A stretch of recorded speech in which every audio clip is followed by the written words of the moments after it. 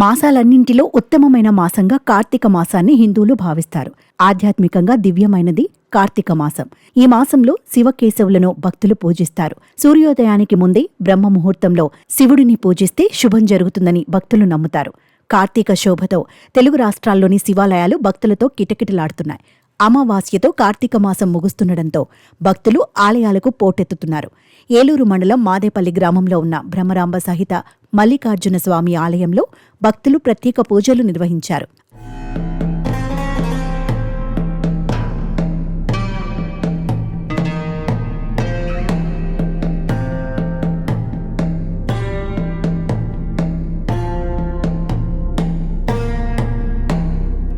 అమావాస్య కావడంతో భక్తులకు దామోదరుడిగా దర్శనమిచ్చారు. పురోహితులు కృష్ణ చైతన్య శర్మ శివుడికి విష్ణు రూపంలో దామోదరుడిగా అలంకరణ చేశారు. ఈరోజు కార్తీక మాసం రోజు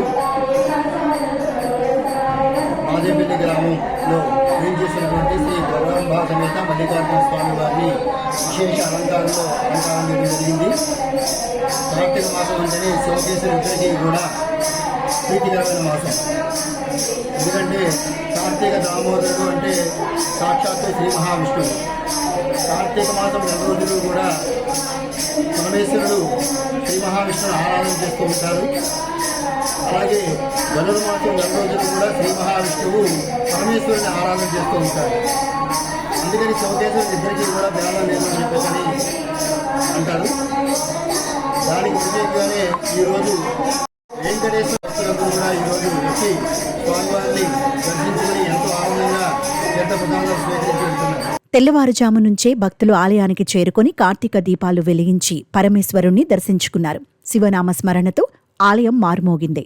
ఆలయానికి వచ్చిన భక్తులకు ఎలాంటి ఇబ్బంది కలగకుండా ఉండేలా అధికారులు ఏర్పాట్లు చేశారు.